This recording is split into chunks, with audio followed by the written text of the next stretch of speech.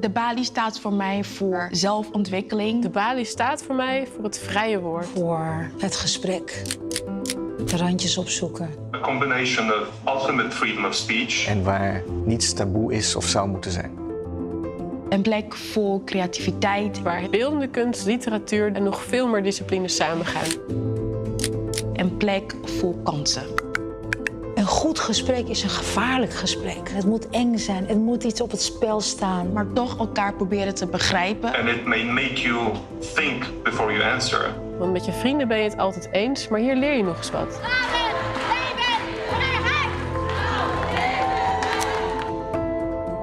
Discussie moet je niet onder een draadje doen op Instagram. Dat is niet de plek. Hier is de plek. Het was mijn eerste plek waar ik documentaire leerde kennen en andere media ook leerde kennen. Hier, deze plek. Daar zat Adel uit Rozen. En er zaten een stuk of 10 regisseurs in Burger in de zaal. Daar heb ik haar voor het eerst ontmoet. En een van die regisseurs had gezegd: voor je begint moet je aan het publiek zeggen: als u overgaat tot geweld, wordt u gearresteerd. En ik was nog nooit zo'n keurige bijeenkomst. En it changed my life. There's only one place like that, and it's the Balie. Het maakte de avond merkwaardig. Op zo'n manier dat ik die niet snel vergeten ben.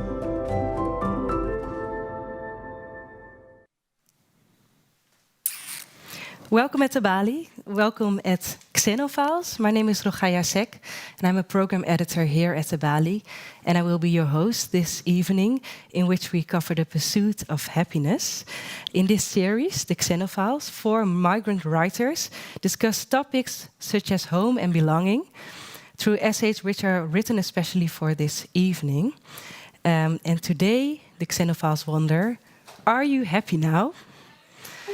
And before I'm going to tell you who the Xenophiles are, I would like to know from you who sees themselves as a Gelukszoeker or a fortune seeker. Okay. I'm wondering why. Well, I'm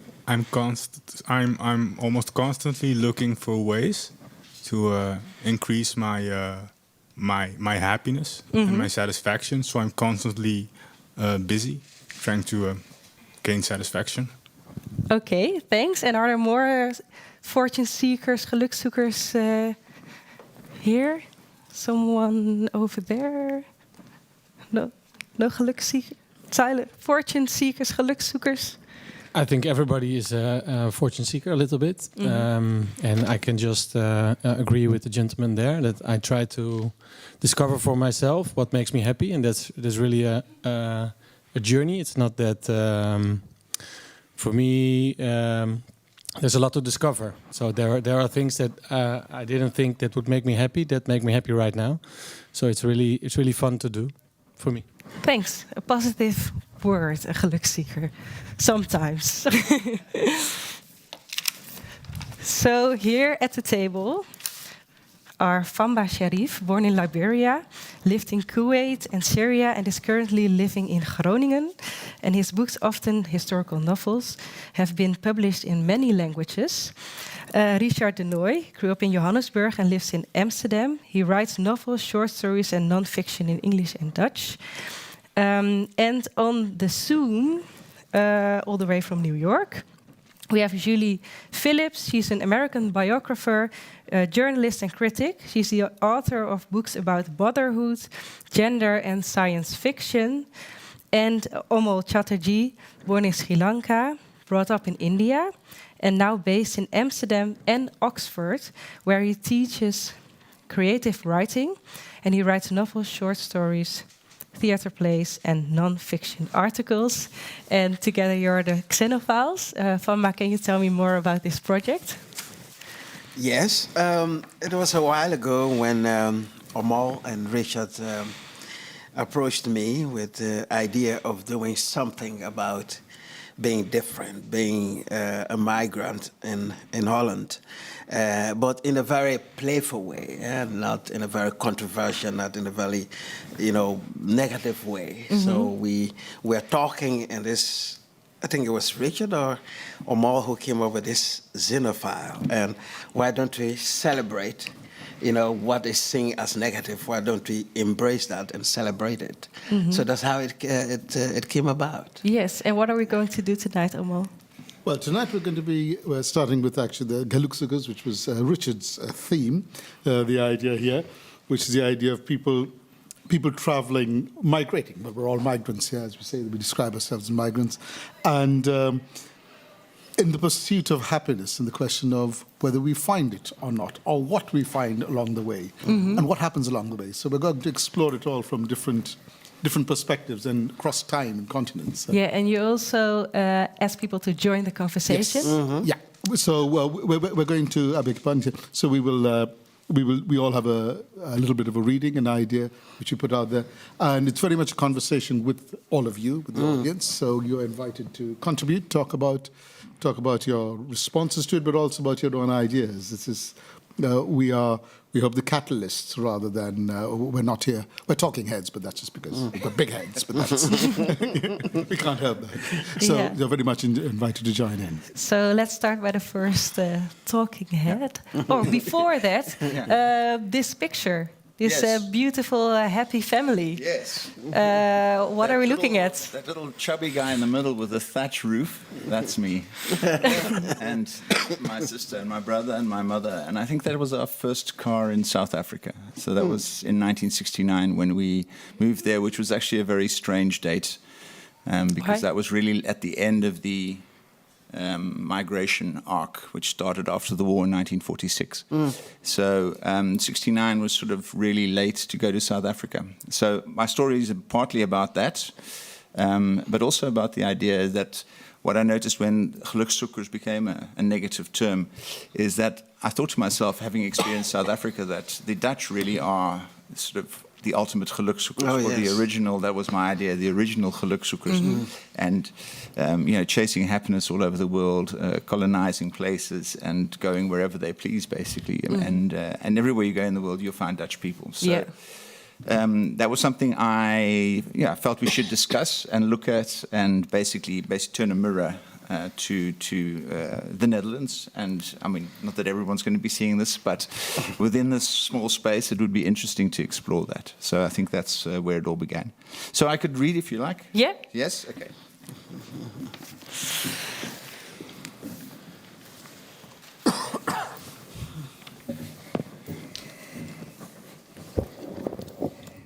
All right, okay. The Secret Society. Until the grey twilight of his days, my father would sometimes don his penguin suit and stand at the gate in the South African sun, waiting to be picked up by one of his Masonic brothers who would drive him to the lodge. He wouldn't always wear full formal attire when attending Freemasons meetings, but he did go regularly, perhaps every second Monday. He never stopped trying to lure me along, but I'd vowed never to wear a suit again, having spent most of my youth wearing a school uniform. Also, I wasn't particularly keen on the idea of engaging in arcane rituals with elderly men wearing unusual aprons, so I had to keep disappointing my dad. And it really was a disappointment, because the Freemasons had also played an important role in his life and mine in other ways. In fact, they had orchestrated our immigration to South Africa from the Netherlands in 1969. According to the origin story my father always told, he had hooked up with some Masonic brothers while on a business trip to Johannesburg, which had reminded him of Indonesia, where he was born and raised, where he had lived and worked on a tea plantation until 1957, when he was among the last Dutch colonists to leave the country. In short, he was a tropenkind, a child of the tropics who was drawn to South Africa by the familiar climate and because people had more than one tree in their garden, as he put it. Spurred on by my father's enthusiasm, his helpful Masonic brothers ordered to arrange a job for him, and he duly returned to the Netherlands to inform my mother that we would be emigrating, which is how we ended up in a friendly little pond of Dutch people living in the southern suburbs of Johannesburg during the heyday of apartheid. The Freemasons also stepped in when I wanted to attend university, but didn't have the results to snag myself a bursary. They covered my tuition fees, and I distinctly recall my father being more than a little distressed when I announced that I would be returning to the Netherlands to avoid being conscripted into the South African army. Only later did I realize that he probably had some explaining to do to his brothers at the lodge as to why he'd left without repaying their charitable gesture. Following my father's death, my mother moved to Oranjehof on the outskirts of Johannesburg. This retirement village was originally founded by wealthy Dutch families to provide low-cost housing for Dutch immigrants who were less well off. I'm not sure if the Freemasons were involved in this project, but there was a rule that at least one person in each household should speak Dutch, which was the official language of the village, where they regularly organized a braderie selling Dutch cheese, kroketten, and, of course, all sorts of Indonesian snacks and ingredients. All of which brings me to this key question. What tips and tricks would my Dutch parents, as experienced immigrants, offer to those coming to the Netherlands from abroad to seek their fortune? First and foremost, I think they would urge you to join or establish a clandestine international network that is only accessible to your own people, providing them with whatever support they need, wherever they choose to be. Be sure to make it your secret society less intimidating by disguising it as a charity and naming it after a saint, a school, or an animal. The pandas, the tigers, the lions. And if you do decide to die in the Dutch rain, pool your resources, buy some cheap land in a rural area, and establish a gated community where you can live out your life in the company of your own people, speaking your own language, celebrating your own traditions, and serving your own food. Be sure to give your village a fun name like Mini Maribo, Istanbulwijk, Oslodorp, Onsjork, or Nieuw Kaapstad. Good luck with that.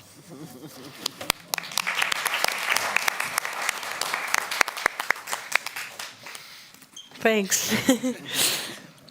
And can you tell us something more about that migration from the Netherlands to Yes, you said South you were going Africa? to ask me this, so I had to go. I had to read up on it and memorize it all. No, so actually, I think I'm not sure how many people know this, but from between 1946 and 1969, about 450,000 Dutch people emigrated from the Netherlands, and actually that was about 4% of the Dutch population at the time. And about 32% of Dutch people seriously considered leaving the Netherlands after the war. So that was quite a large number of people.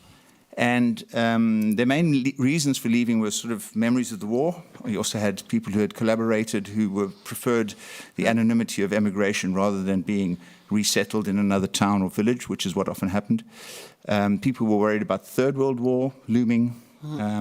There was unemployment. A lot of people had experienced the 1930s and the great crisis of the 1930s, and they were worried about unemployment. There was a shortage of housing because a lot of the colonists from Indonesia were returning, but also people coming back from concentration camps. People were being released from prison camps in the Netherlands. So between 1945 and 1950 was, it was madness. In 1951, I've got all of this written down. 1951, the Dutch government set a target of having 60,000 people emigrating per year. So that's quite a big figure. And they eventually, 400,000 emigrated to Canada, Australia, and New Zealand. And the remainder, so the other 50,000 went to South Africa, the United States, Brazil, and Argentina. And so that's also something that PVV can do. Not talking about no migrants, but get people to leave. Yeah. Let's get some people who've been here for too long. Well, people actually, a few generations too long. Time for you to move on. No, but it still happens. I mean, people go and live in South Africa. There's a new immigration flow of people who are sort of retiring to South Africa and retiring to Spain and Portugal. People have been doing that in the Netherlands for a long time, or Greece. So there's that movement is there. I mean, people are still leaving the Netherlands to retire in a warm country. So and funnily enough, one of the things that I noticed when I was is that South Africa wasn't the only country that had a whites-only policy when it came to migration. Actually, Canada and Australia had also had a whites-only policy, which was so. Look, I mean, there was a lot going on at the time, and I think in terms of that history, I mean, looking at the way. Certainly, the Dutch government. I mean, they were subsidizing trips for people. They subsidized the whole system. They were actually constantly. They had commercials in cinemas where the Minister of Finance was trying to convince people who were unemployed and people with large families and farmers to leave the country. So, I mean, those were the sort of groups they were trying to, and the kind of groups they wanted, I think, in Canada and in Australia and New Zealand, people to sort of, to set up farms in those countries. So, I mean, as far as it goes in terms of that sort of movement, it was, I think for my parents as well, I mean, at the end of my father's reason for going with it was quite, I'm still not quite clear on why they decided to go at that point, because it seems like a really strange time, because, I mean, at that time, Sharpeville in the 1960s, I mean, it was already clear that the apartheid system was, what was wrong with that? There was a lot of reporting on that. So I'm still trying to work out. Did you have conversations with your dad about that only white policy? Yeah, no, funny enough, I think I'm thinking about how we grew up, and I think when I was there, my mother was the strongest influence in terms of her ideas on race and how we should treat people and that sort of thing. She had the clearest policy on that. And my father was, he was born in 1990, so he was like really a man of that generation. So he was also, and his colonial past, he very much had this sort of idea as if there was that colonial mix, as if that was good for people. The idea of that system worked without sort of actually realizing, I think, also what the apartheid consequences. system. Yeah, that he had a sense of that somehow that that was a sort of more question of order rather than politics. Something, if you know what I mean, it's very difficult to explain. He had, and as far as that's gone, he hardly ever let himself get lured into a conversation about politics. So my mother didn't either. She had more. She was more on the level kind of you need to treat everyone equally and with respect. So I think that's But you had a really particular thoughts about that, critical ideas. Yeah, I think when I went to the university, I think I realized when I went to university, I was 17 and I came from school and I realized that. At that point, there was I was called up for military service, and I had to decide. I mean, I was 18, and I decided to renounce my South African citizenship, and that had all sorts of consequences. And the reason I decided to renounce it was because I knew that if I was going to go into the army, it was either I'd have to go and kill people, or I have to be killed myself. And the whole idea of being in a uniform and being forced to do certain things, and at that point being compelled. So I was discussing this almost recently, because now there's this. We will come to that just now. It was quite interesting with the, especially when the young Syrian men started coming to the Netherlands as well, and I heard about their situation, the way that they were coerced to go into the army and to suppress. So what basically happens is those young men, and they are taken away from their sort of their home village or town, and they're placed somewhere else in a camp outside. And basically they become the outsiders, and they suppress those people in that place because they're under military rule at that point, and which is something which is understandable that they want to get away. And similarly now in Sri Lanka has just sent back 280,000. Yes, Russian. 280,000 Russian. Them, right? Yeah. Oh, they have they. And 20,000. 280,000 young Russian people who basically kept extending their visas and were basically stuck in Sri Lanka, and because they didn't want to go into the army and join the war. So I mean, there's that kind of stuff. That's sort of another form of migration. We're used to that idea of people crossing from Africa and in the Mediterranean, but that kind of stuff happens as well. People take a jet and they go to Sri Lanka and they sit out wars, or they. Well, that's presumably what they're trying. Yeah. And understand that. I mean. Yeah. Well, yeah. You done that? Yeah. I wanted to say something about the Freemasons. Yes. Yeah, the Freemasons. There was also in it. I know nothing. No, Liberia has a unique history with its founding. What is the history? The history. It was founded by African Americans. After the abolition of slavery, so they moved back to Africa, where they originally came from, and they took everything that was American with them. And one of the things they took with them was this, free missionary. And but it had a terrible reputation in Liberia. I mean, the Freemasons were known as cannibals, actually. Oh yeah.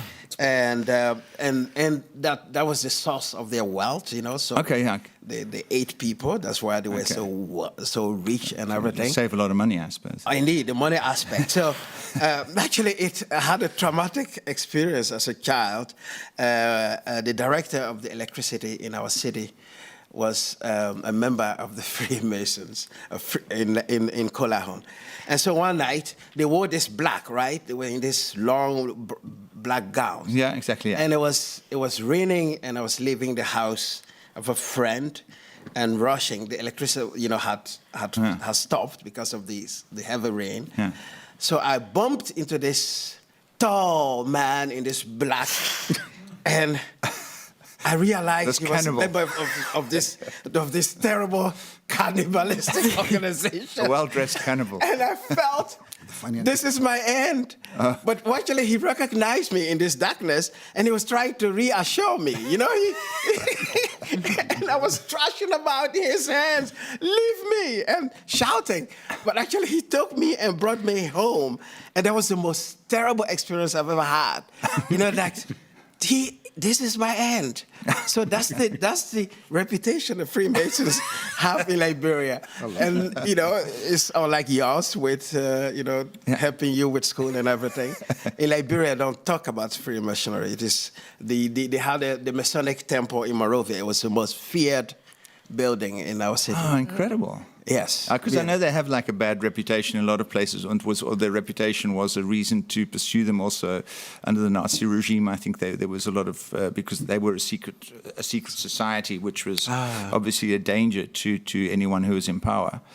So, and also they were very cagey about sharing what happened behind those closed doors, and often they were like, you know, the rich, they had rituals, and it's also it's across, you know, there's a religious aspect to it, and religion and politics being blended with each other, and they're very much, I don't know, I always get the idea that they're very sort of like almost omnivores. Religious omnivores. Anything that appeals to them, they'll take in. So, and I think, in a sense, that's almost, I suppose, like, you know, a writer would do that as well. I mean, you can have taken interest in all of these different things to gain insight into all of that. But they also had a role in your migration.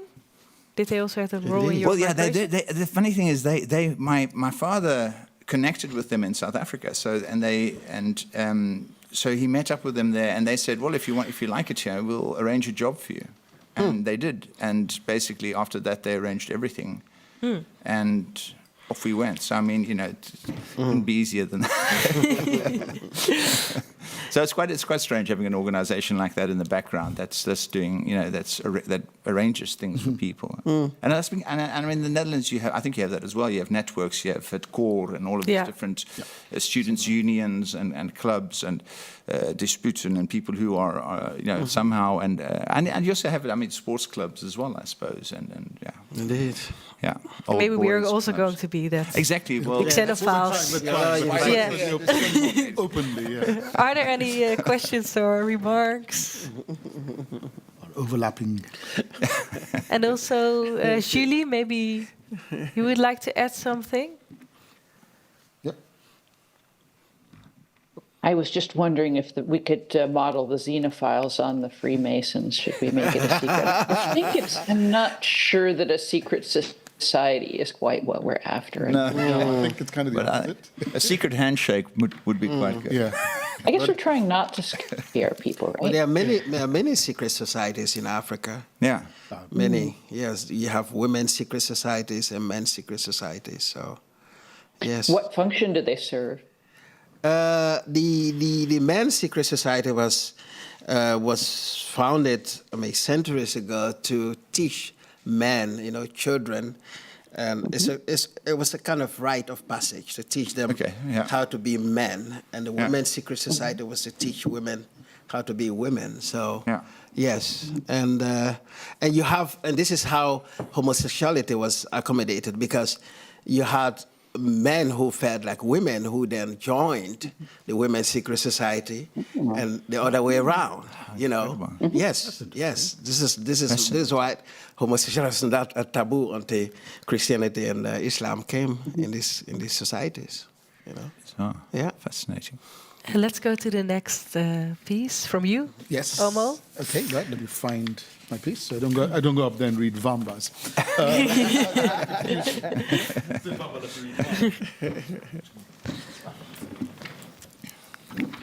Okay. So my piece is called How I Got Here and How You Did Too. Sorry. Yeah. Is that better? Yeah. Yes. So it's How I Got Here and How You Did Too. Who gets to travel? I do nowadays. It hasn't always been that way, though. Back in the day, decades ago now, when the only passport I had was Indian, traveling wasn't simple. Most countries, excepting Nepal and Bhutan and a few others, insisted on visas. Visas only issued on presentation of tickets and proof of funds. Traveler's checks, remember those? Even Sri Lanka, the country of my birth and the one my mother was still a citizen of, tourist heaven for those from the West, demanded tickets and proof of return. When I moved to Spain, I use the term moved very loosely because I went, stayed, was told to leave, returned, left again. It was all very complicated, dependent on my having permission to be in Britain, where I still had the status of a student because I hadn't quite graduated yet. There was lots of grey areas here. It wasn't that I was unwelcome in Spain. The question of welcome didn't even exist because others from the outside, like me, were not expected. Not supposed to be wandering around doing our own thing. That privilege was reserved for Europeans or near Europeans. The rest of us weren't wanted. It wasn't our space. We were not included. Today, we're all familiar with the open, naked exclusion of Fortress Europe, with its walls and permits, with its opportunities jealously guarded. But there never was a time of open borders and open arms either. In the past, as now, few anywhere had the money to travel or move, and those who did came up against barriers of race and identity, were excluded from restaurants, clubs, jobs, houses, even entire areas. Signs that declared no blacks, no coloreds, houses that were suddenly off the market, jobs that were abruptly filled, or you just aren't right for it, were commonplace. Sticking around, insisting on doing things the privileged were allowed to do wasn't easy. It required tenacity. And it still does. And even if permission is granted, often grudgingly, it remains uneasy. One misstep and things can revert. You can be on the outside again. It doesn't even have to be your misstep. As the Windrush and Two-Slug affairs, the monitoring by the tax office and secret services show. Don't get too comfortable. All of that says, it isn't really for you. Since I began moving, because I wanted to, because I chose to, I've lived in England, in Scotland, Spain, spent time in other countries, and in time, at least in part, because I don't like being told what I can or cannot do, I'm here now in the Netherlands. But I did none of that on my own. The nationality and papers that I had in the first place, the education, the money, the help to get visas, to stay on, to move on, start again, all of those depended on others. Others who had and shared funds, birthright, moral support, work, or helped to dig through rule books, find exceptions. Many stood by and behind me. That I am here now with papers that make travel and work easy at least, is because of all those people. The advice I have for everyone is to have around you people who are there for you, through thick and thin. Because they're the ones you'll need if obstacles are placed in your way. And if you succeed, and also if you're born with good fortune, have always been allowed to succeed, remember that what you have, you don't deserve. You didn't earn it. There is so much that you never had any control over. You've been building on what others gave, left, or gifted you. If it takes a village to raise a child, it's taken a veritable host to get you here. So when you have chances, or if you have them already, remember others, stand by them. Because no one deserves chances more than others. Everyone deserves the same. Everyone. Had the cards been dealt differently, they could have been you and you them.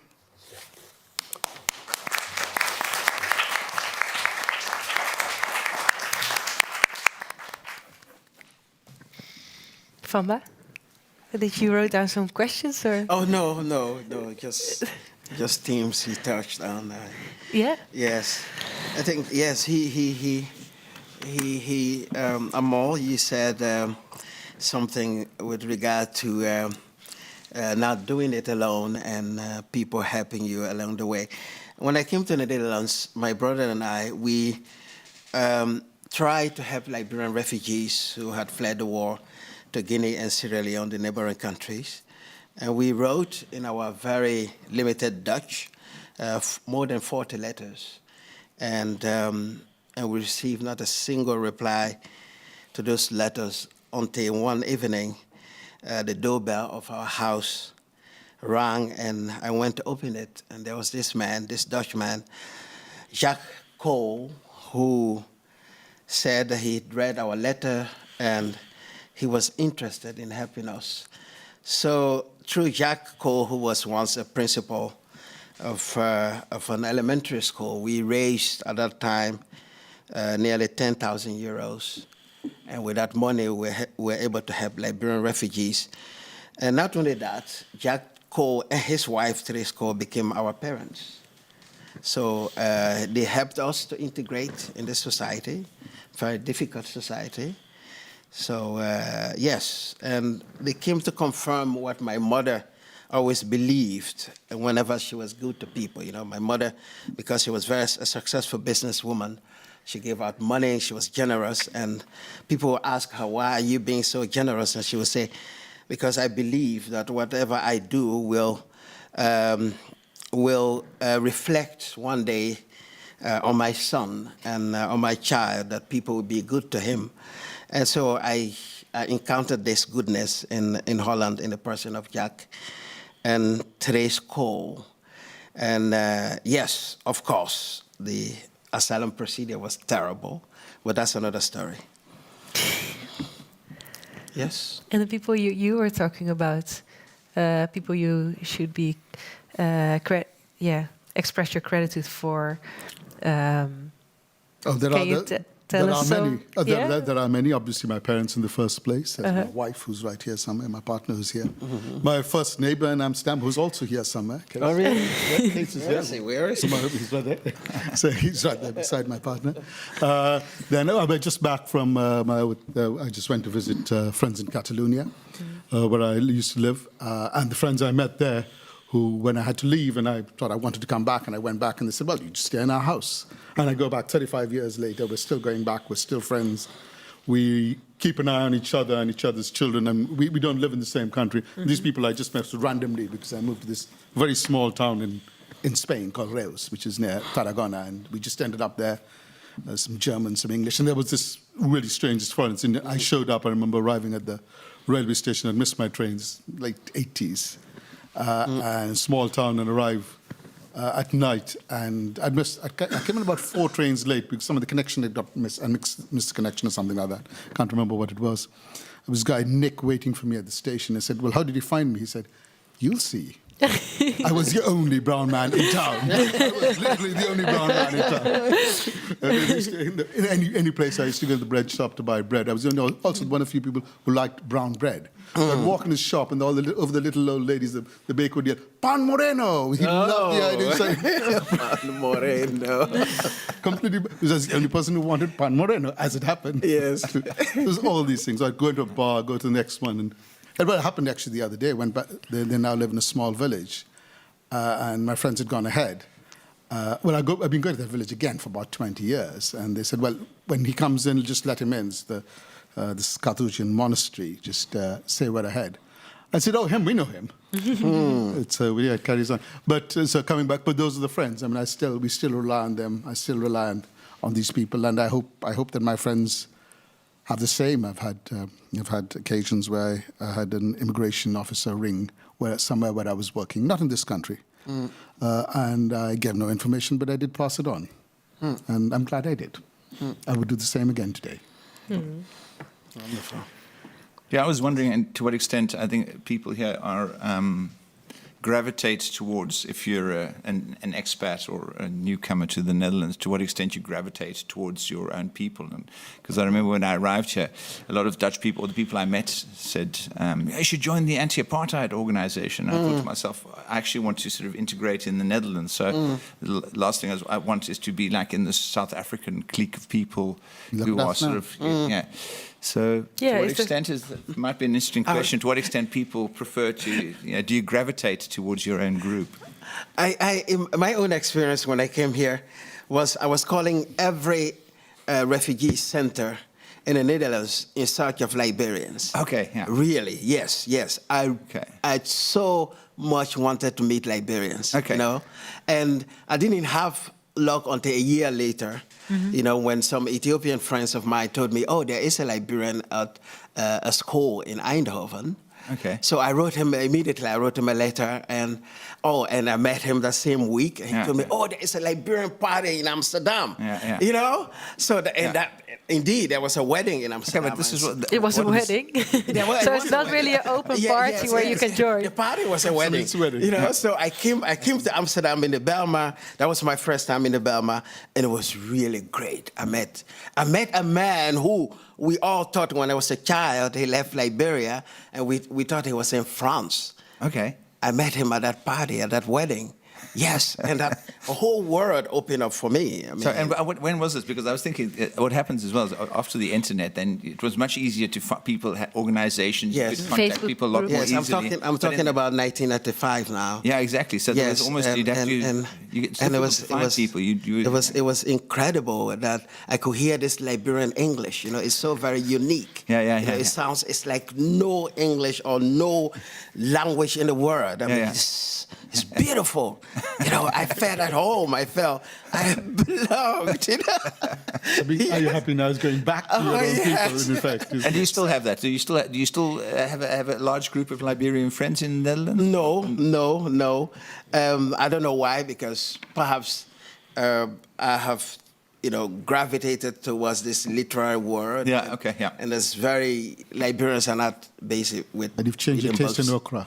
Indeed. So I love a different taste of okra now. So yes. But I was in Philadelphia last month to launch my novel. And in Philadelphia, there are about 100,000 Liberians. And you have streets with shops owned by Liberians. So they just live together and do everything together. So there is communities, they're not thinking about integrating. No. It's like the Dutch. It's just like the Dutch in South Africa. Yeah. Yes. Like the Dutch in South Africa, isn't it? So, same principle. Yeah. Yes, so someone from the audience who wants to share something about if he or his mingles or not. Or relying on others. Okay, coming at you.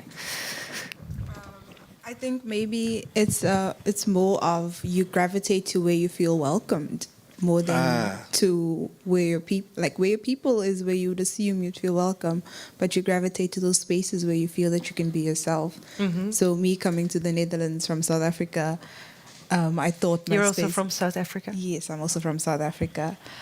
So I thought my spaces was like with the South Africans, but then I realized the South Africans in the Netherlands is very tech and banking. Those are the two industries. Oh, really? We know some of them. The poor side of the family there. Those are the two groups of people that come in, and me working in the cultural sector is like totally different. So I was like, well, this isn't quite... welcome to the Xenophiles. This isn't quite the group of people, but they So at first you wanted to go for the South Africans in the Netherlands, but then you found out it wasn't like a place where you felt home. Yeah, a sense of home, a sense of belonging where you can experience and love within. I mean, I still go to the South African parties and so, but it's not the same as when I come to these events or I go to a cultural event. Yeah. Thanks. Someone else who would like to share something? Okay. Another South African here. We are surrounded. For me, it was more the reverse of you. So when I came, my intention was to not mix with South Africans and to get an international network. But just moving around Amsterdam, someone will hear my accent. They'll be like, oh, you're from Cape Town. I'll hear someone speaking Afrikaans or Zulu or Xhosa, and then, yeah, we'll just mix with them. And that's kind of how my circle ended up being still 90% South African. Also helps that I'm in finance, so... Thanks. Hi, I'm Russian, and this is my second time emigrating to Netherlands. The first, and these 2 times were completely different in the way that I sort of felt about it. Because the first time I did that 12 years ago when I was studying here, and I spent 2 years there, and I did not feel at all the need to be connected to my people. Like, it was just, there was international students, there was the whole thing going on, and I really did not feel that I was missing anything. This time, it was after the war started and I moved here. And this time, I felt the strongest need to see my people here because the others, they didn't understand what you were going through. So of course now, you know, I'm learning Dutch. I'm trying to make sure that I have Dutch friends and everything. But it is a crucial moment for me to also go to the events that people who are Russian speaking attend, or, you know, to have friends who I can really talk to about the things that others don't really get. Yeah. I can imagine. Thanks. And over there.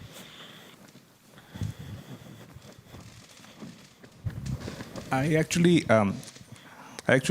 wanted to bring like a slightly unrelated topic to this question, and it's related to what you were saying also, that I have the feeling that people have identities which, you know, go beyond cultures, and like your identity as a writer or being in literary circles. So I've lived in the US for almost a decade, and now I'm here for about 3 years now.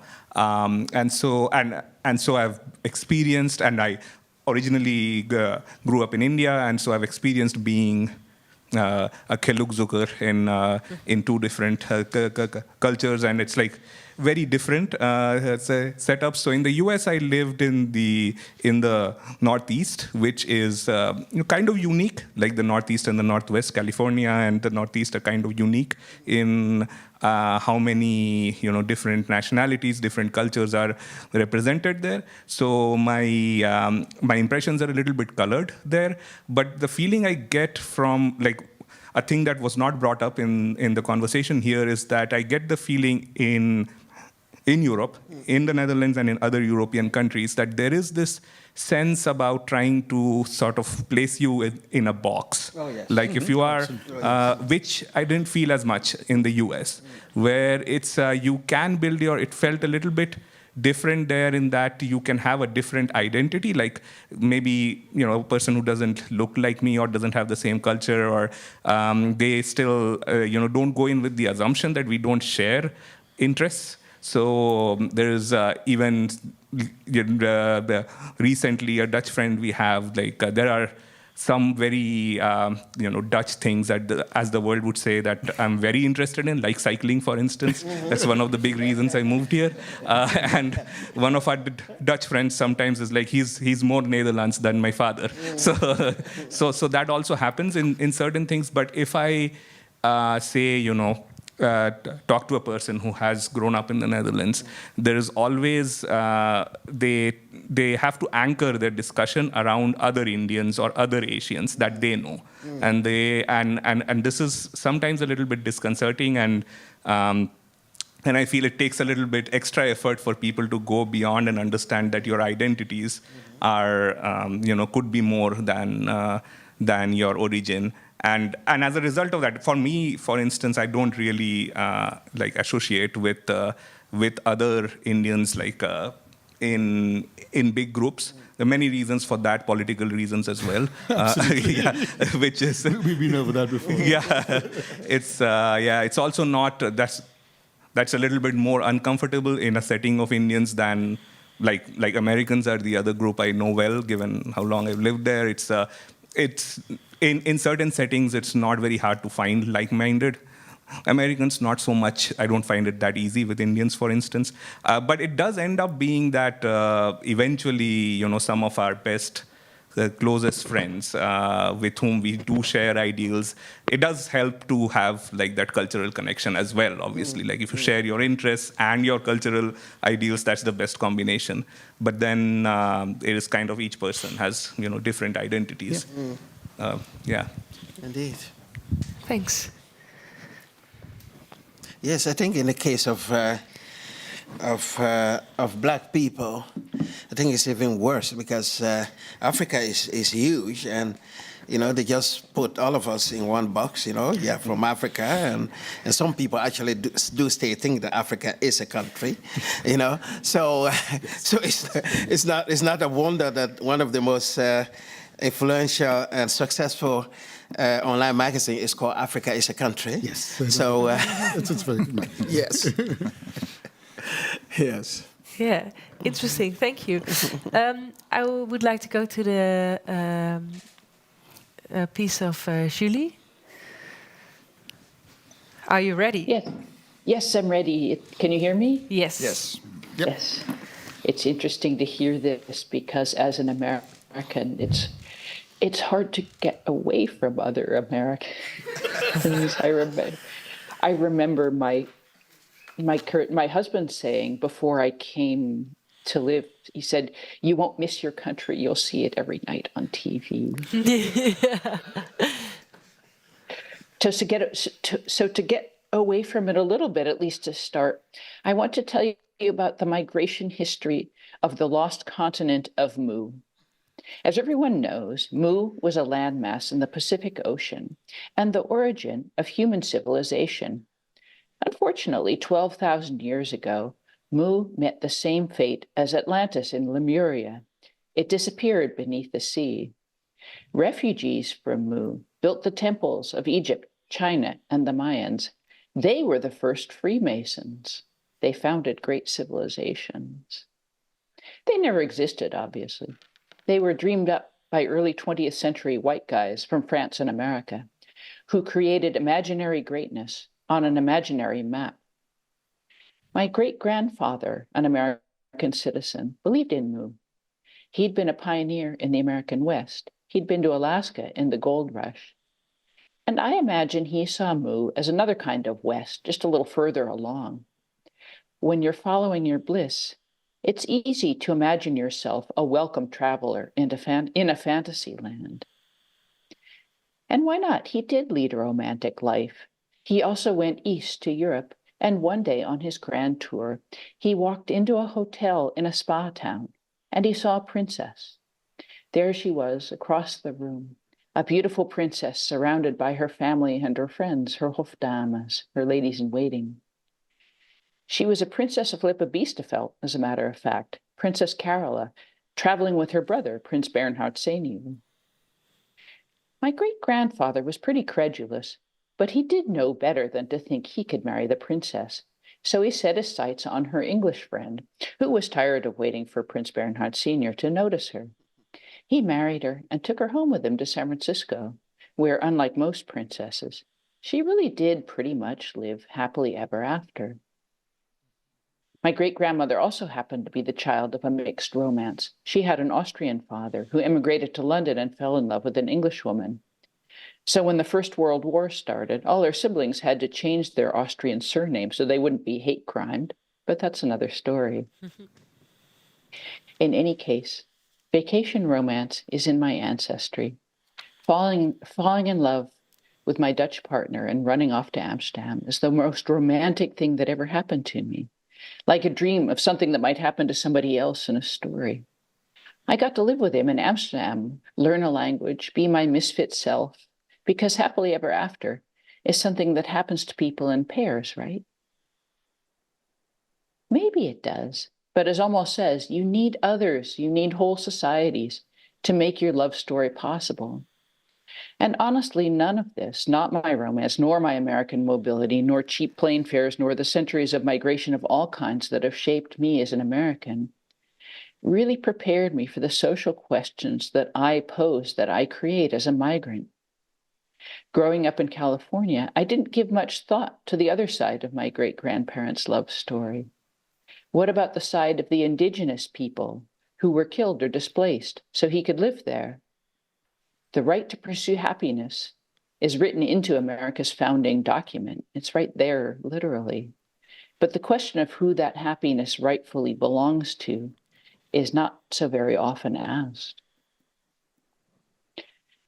Last night, I watched, like a lot of you probably, I watched the new Dutch entry to the Eurovision Song Contest. It's a love song. It's a love song to the Grand Tour of Europe. Joost Klein sings, "I've lost everything, but the world is mine. I'm on my way to Poland, to Berlin." And I watched it wondering, was he as naive as my grandfather? Some people get happily ever after, and some people get displaced. Some get to travel in Europe, and others find the borders closed. He knows that, right? One person's pursuit of happiness is a pop song or a love story. Many people's pursuit of happiness is an invasion. I told Richard when we were discussing this that the Dutch really weren't just globe-trotting, happy camping Gelukszoekers in other countries, but I'm considering taking that back. Xenophilia might not be a secret society, but it is not an innocent business. We all make jokes, we play, we celebrate migration. We have Dutch partners, I think all four of us do. But one reason I became a xenophile is that I don't want my foreignness or my love of foreignness to be naive anymore. I don't want us to make love en mots. I want us to live together in the here and now, where the pursuit of happiness has human consequences, and true xenophiles must be responsible for each other's ever after.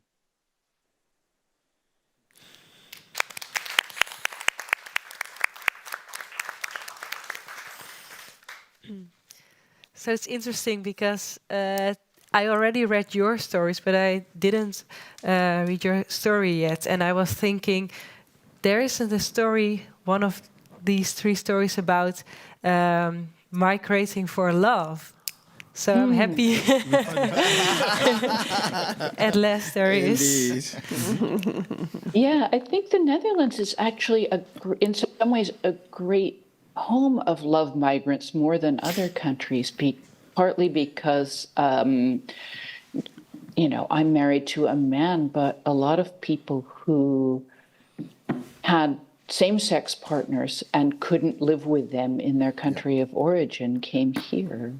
You know, there's also something about migrating for love, that there's someone who's already in the country, who's already at home in the country, and in your case, you moved to the country of your partner. Can you tell us something about that?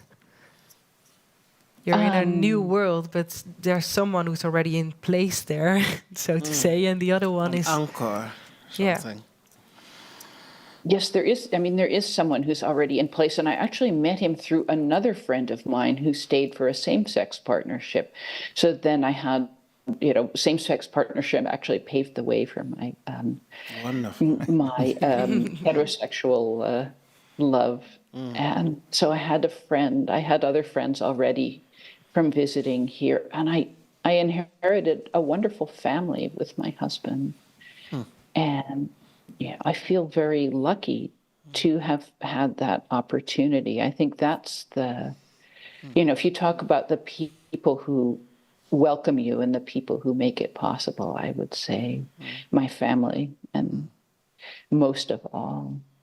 But yeah, I'm curious about but but then I do see this dark side of my own ancestors' migration history that, you know, I don't entirely know what consequences that has for my own responsibility. I am a guest in the Netherlands.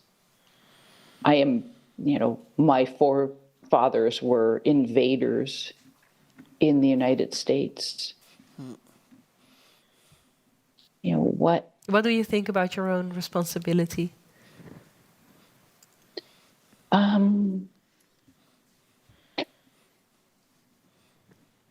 My family is my Dutch family is very rooted. They have very deep roots in Friesland. They are very welcoming of migrants. They're very welcoming of change. And yet I see that, to create a culture of deep roots has its own value and not, I see that things get disturbed by migration. I see from my own history with indigenous people that migration is not without consequences for the culture that is already here. And yet, of course, I'm totally on the side of the migrants, and yet. How do you honor what's already there? I think that's the challenge, right? I was in New Zealand some years ago, and I deliberately wanted to talk to Maoris, especially the writers, and I was shocked because my hosts were white, New Zealanders, by how negative they were about Maoris. I mean, they didn't have, and those are people who I thought were progressive, who I thought were, educated. And yet, when it came to the Maoris, they were so very negative. I was shocked that some people who've traveled, who've been all over the world, could look at people who are originally from that place in such ways, that we've given them all opportunities. We've even made medical studies free for them, and yet this, they're alcoholics, they are drug addicts. Those are the stories I was hearing. But then when I talked to Maoris, I heard a different story. Those are people who were, until recently, who were forbidden to speak their own language at school. Maoris was forbidden, and that they were trying to learn from South Africa. Do you know that there are delegates, even now, there are conversation between South Africans, black, and the Maoris to try to learn, from South Africa how, the South Africans went about reaching this point in history. So it was shocking to me. Yeah. Yeah, I mean, there's a lot of generational trauma in indigenous people in a lot of places, along with poverty, etc. Yeah. And that trauma is there also because of the migration. Oh, yes. Yes. Yes, absolutely. Yeah. Yes. Yeah. Do other people have thoughts about their own impact on the cultures that they arrive in? Maybe a question on this side. So how do we, as immigrants for example, the world, in South Africa, there's this whole narrative going with indigenous people. You're not belonging of the earth, but we are visitors here. So we're all migrants or temporarily here. So I'm working from that locus of thinking we're all visitors of a certain space. So how do we, as migrants going abroad, wherever, be it to the US, being back to the Netherlands, how do we have a society of our own, or find a home like the Freemasons, where you have the society, you can empower each other without disrupting the other? How do you, now to the panels, how do we address migration in that way where we can empower those that are coming in, but also still maintain our own ideology? And which ones are we allowing happiness to be granted? Who is allowed happiness, and why does migration and refugeeship look a certain way, but if it's flipped on the white side, it's a different story? Maybe I can just ask a counter question for you to answer. Because I was thinking about this as well as the idea of the whole idea of migration. sort of like an idea. Our previous discussion was on utopias, and there was a discussion about a borderless utopia, the idea of a place where people can move freely and go wherever they want to go, and migrants can live their lives and choose where they want to go. So I think, this is the idea, what kind of perfect world would you see? What kind of things need to be changed to create that world, to create a place where people can actually move absolutely freely? And I think, so that's just like a general question to people. What kind of world do you envisage? Because I think only if you can envisage it, then you can convince people that is how the world we should be working towards. Yeah. Okay. Well, if we look at South Africa, for example, it has its own destructive history from the settlement of Jan van Riebeeck. We can take it back further to the Portuguese landing there and what happened there. So there's a long history of fighting for bad territories, seeking for a way of living together, and then we get to the Groottrek, all of these, South Africa's mixing pot. It has a little bit of something of a whole of the world in South Africa, and it's only this, it's big, but it's a tiny spot. Yeah. The whole idea of the turn in 94 was a point of ideology of saying this is now our utopia, where South Africa's melting pot of cultures can live together. Ideally, it wouldn't currently look the way it is. Ideology, in terms of ideology, apartheid was supposed to work because it's separate rulings for separate people and separate development. But then the human instinct of not wanting to see someone else, I don't want to say, it's kind of backwards ideology in my perspective of dehumanizing another came up, and it kind of broke that idea of a utopia. Throughout South African black colored Indian history, you see measures to kind of want to develop your own.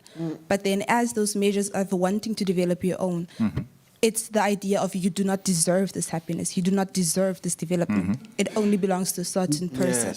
So it's that root of jealousy. How do we address that and then create this utopia? South Africa, it's still a melting pot.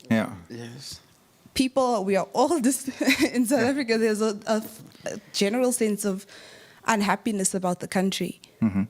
But how do we move forward? How do we make this unity? So I think that's that's one of the reasons I think why we formed the Xenophiles as well, is the sense of that you almost need to start somewhere by embracing a different way of thinking instead of fighting xenophobia and struggling to basically, the reason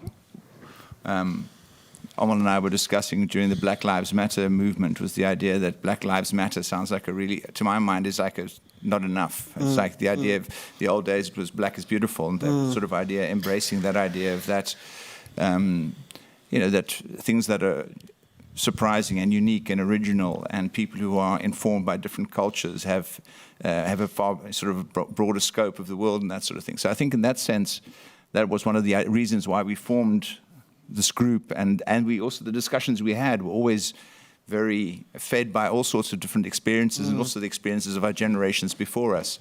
So I think, to my mind, I really hope for that people who come here and for yourself and I do notice it's sort of growing, and people, there's an enthusiasm, because I think it's also, well, as Amal was saying, you need that support. You need support from people around you. You need to feel a sense of connection, and that's why I think what I would hope for the Xenophiles is that it becomes a community where people sort of say, okay, yeah, we can always go there and we'll find sort of like-minded people or people we can talk with, and we'll find unique and original perspectives on all sorts of different topics. So that's you're at the right place, I hope. So here's another remark or question. Oh, you can have it. So I was thinking. So last time we discussed utopias, yes, but there were also people that discussed the idea that an important part of utopia is a type of homogeneity. Yeah. Okay. Yes. Yeah. Yeah. That, Yes. So I have the feeling that that when we talk about migration and people that are looking for happiness, I feel like we're not really discussing part of the dark side of that search for happiness, because these people aren't just individuals looking for happiness. They're part of a certain group with from a certain culture, with certain moral values that they may want to sustain and eventually impose. So I think it's unfortunate that when we talk about these things, we don't keep compatibility in mind, because I really feel like there are certain groups, right, that do not have something in common with the locals, that have different priorities, and then there is no reciprocity, and then they have negative experiences. So I feel like that's something that isn't being discussed. We're just pretending that people need to be more educated, when people have very different experiences and very different priorities. What do you think about that? Well, groups do, but not but individuals don't necessarily. But go on, Ian. Sorry. Well, explain. Oh, I mean that it helps not to think of people in terms of their group entirely, but to remember that, or to think of groups as one thing, but to remember that, you know, there's much more diversity within groups than we sometimes give it, than we sometimes credit, and that can help make the group, the other seem a bit less frightening and a bit more like yourself. I mean, you could argue. I mean, as an example, as Richard himself, as a white South African, I mean, the Europeans settling in South Africa was, well, let's put it this way, was devastating, to put it very politely. But that doesn't mean that and that they maintain their own communities. And he's talking out here of maintaining their own community within the white community. You've got the Dutch separating themselves out from the Afrikaners and the whites. And so you've got these layers within layers. But that doesn't mean that everybody within that, and you're talking of your mother and yourself, obviously, which says, so there is, so coming back to Julie's idea, there are groups which have things, but that doesn't necessarily mean we do need to be careful about sort of seeing them as the one, and recognizing that within that there is a lot more play, and it is that play that I hope that we're trying out here to bring to the fore. That there is play. It's not that it's one or the other. There is a lot more play, and if we can talk about that play, and we can start talking about this, which is hopefully why we're here. And without Julie, saying that we shouldn't oppose ideologies too. Absolutely. And before we go to Famba, I would like to go to back to you, Julie, because you asked a question. Can you repeat it? Oh yeah. Sorry, yes. Which one was it? Yeah, it was a really difficult one. But it was also a really interesting one. So I hope that you remembered it. It was about how can we migrate without disrupting? Yeah, without disrupting what's already there. Yeah. Is there someone who would like to answer? How do we migrate respectfully?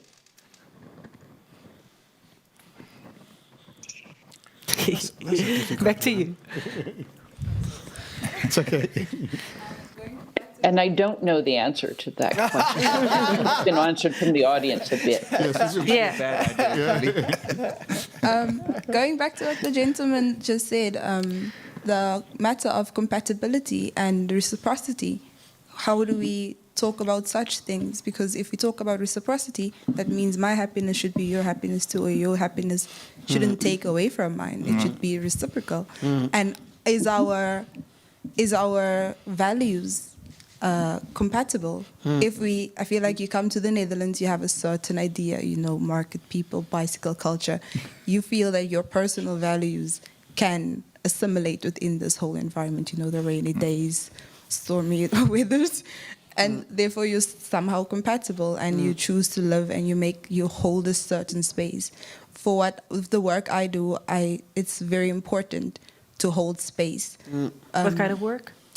So I do museum and heritage work, I work a lot with creating a space for the unseen, looking at decolonial projects, who is represented, who is not represented, and how you create a space where it's kind of like cut off, where it's like, this is how the 19th century was.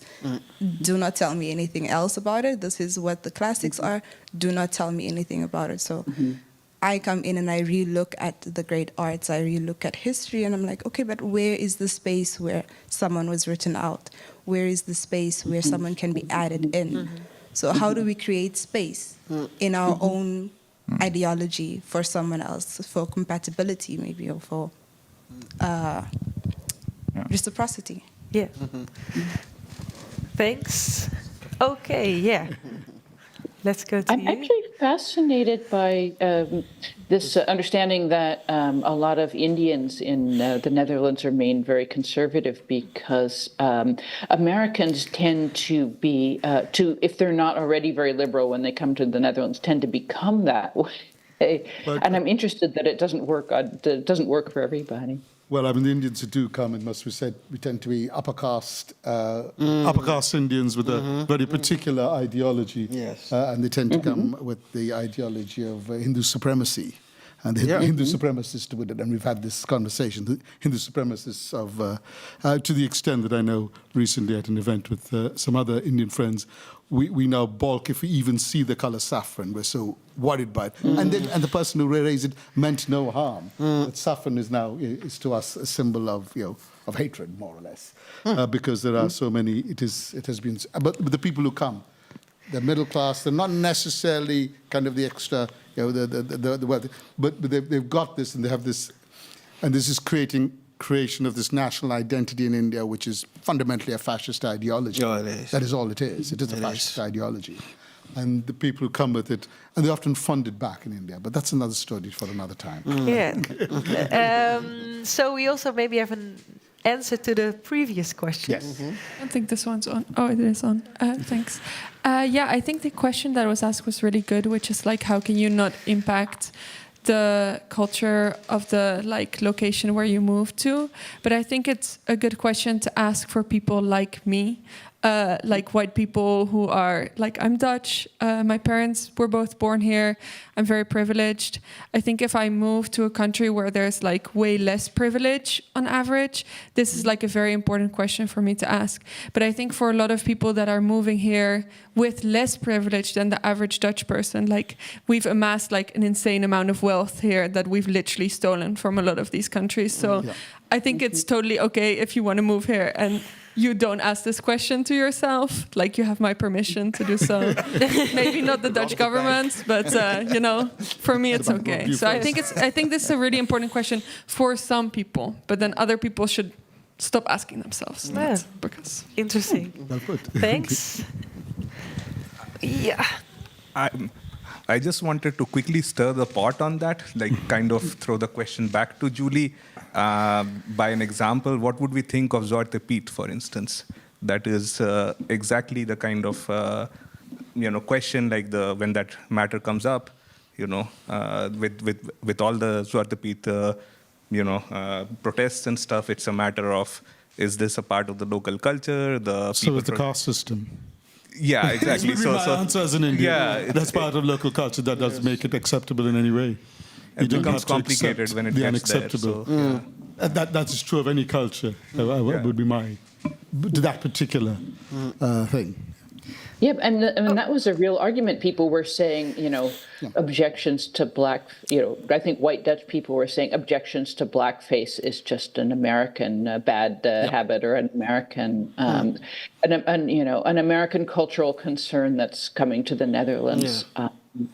Where maybe it doesn't belong. And then I would say, well, what do, talk to the people who are affected by it. Talk to the people who are, And I think everyone is affected by it, so white people and black people. So maybe it's time for the some questions we can't resolve we can't resolve in one night. Okay, Famba, it's your turn, and when you move up to then here, then he'll you ask can. a question. Yeah. Yes. while you're moving up. Yes. Just wanted to say, we were discussing the idea of trying to respect the local culture when you move to another country or another area, right? So to me, Black Pete is a very good example of people not doing this. Not because I am pro Black Pete or against Black Pete. I'm fine with the changes, but I was also fine with the way people celebrated the party before those changes were imposed through activism. And my point is, I'm against racism. A lot of people are against racism. The place where I'm from, we celebrated Black Pete, and my school was multicultural. Which we place? were not racist. Nou ja, Amsterdam Zuidoost. Mhm. Yeah, and I know that that's not everyone's experience. There were places where racists appropriated Black Pete to ridicule brown people. But the idea that an entire people simply has to conform to a certain group's idea of what is right, that is the big fear I have when it comes to migration from groups that are incompatible when it comes to their moral principles and their moral standards, because there was a lot of violence because of people that couldn't grasp the idea that someone dressed as Black Pete may not be racist.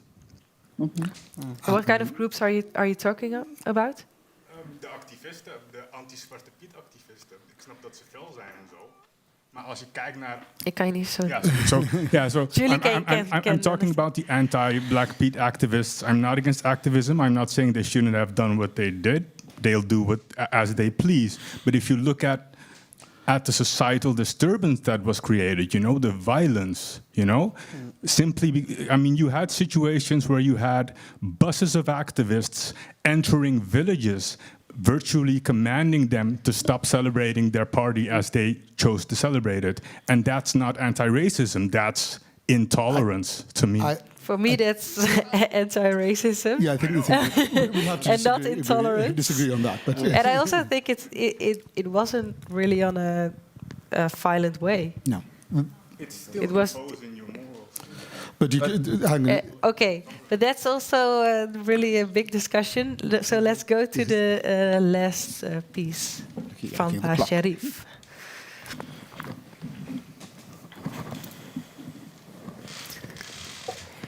Thank you. Een lamp of een deur open? Warm? Oh ja. Kan wel, alleen als dan de andere zaal uitloopt, dan wordt het wel een beetje lawaaierig.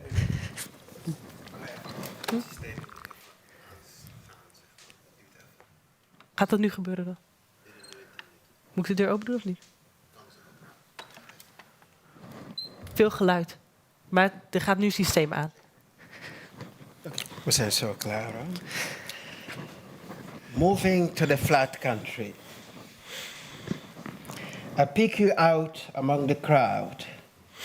You are wearing those peculiar cargo trousers with its assortments of pockets, all bulging with items you must have collected on the way to wherever is your destination. So. You look confused, helpless, as if lost on that crowded street of Monrovia, Liberia.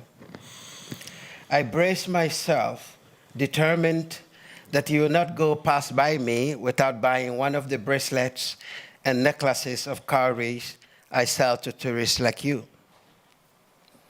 I am a street vendor, you see, thriving in the capital of this country your ancestors once called Pepper Coast and later Green Coast, because it was rich in spices which they bought cheap and sold for millions.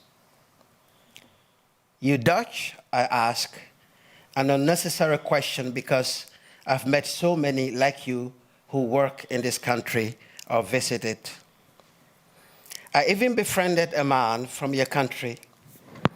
If I didn't know you any better, I would have sworn that you were related to him. You are both big, tall, and heavy. But the man I knew was famously called Old Man Bald Head. Old Man Bald Head was a teacher, one of those white men who taught in the first Western school in our town. We laughed at his perennial attempt and failure to speak our language, sounding every time as if it just arrived. Even more hilarious was his habit to add the suffix "gi" to the end of every word, which made his Monday sound so strange that all we did was laugh, even when he was talking about serious matters. We gave Old Man Bald Head a wife. We made him feel at home and encouraged his attempts at speaking our language. He seemed happy as he roamed the roads of our town and its surroundings, big and rusty like an old giant. I remember his firm and warm handshake, which we all appreciated, for it showed his love for us. It was Old Man Bald Head who instilled in me the longing to move to a country. He said it was beautiful, especially in spring, and it was the most flat country in the world. I could not imagine a country being flat in our places, because mine, as you must have noticed, is littered with mountains. Tell me about your country, I say to you now. You shake your head. Nothing much to tell. I come from a small northern town. Nothing special about it. I'm planning on migrating to your country, I tell you, and you seem surprised. I'd expected some enthusiasm from you, one befitting Old Man Bald Head. Migrants have it difficult in my country nowadays, you say. In fact, I don't think you will be welcome there. I'm shocked, and I find it hard to believe you. You see, I've been saving for a while now to embark on the long journey through the Sahara Desert and then cross the sea and head to the place where Old Man Bald Head had said, "Will welcome me," like we had welcomed him. I choose to ignore your warnings. It cannot be that bad. In the end, I persuade you to part with some of your euros, wishing you had parted with more, with much more. You see, every cent from tourists like you that will enable me to realize my dream of reaching that flat country is most welcome. Thank you.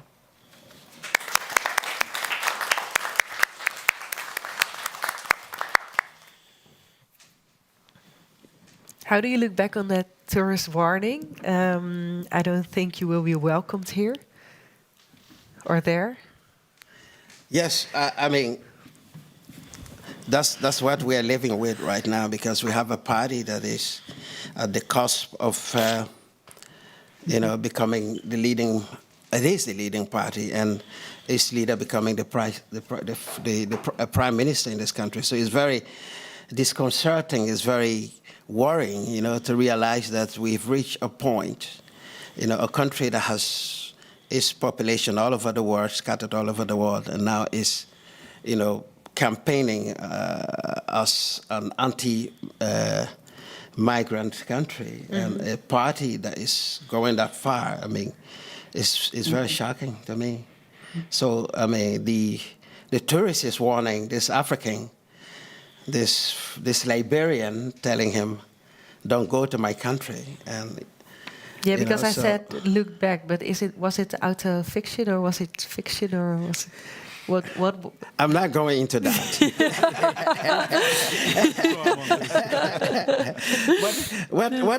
What I can tell you is this: that when my brother and I came here, we came here as refugees. We'd fled 2 wars. I left Liberia as a child. I was 11 years old. I moved to Kuwait.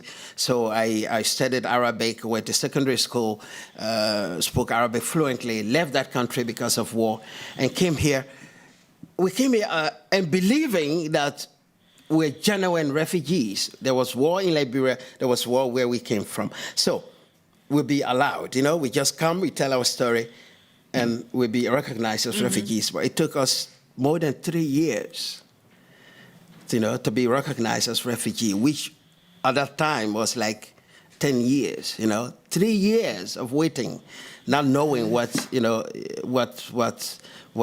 your future will be in this country. My brother was actually hoping every day, and he actually put stop to his attempts to integrate because he's thinking, why should I learn this Dutch? When maybe after 3 or 4 years we'll be sent away. So he did not attempt to integrate. He did not attempt to learn the language that well. And so after 3 years, fortunately, after 3 years, we were granted not asylum on humanitarian grounds because we're still considered not refugees.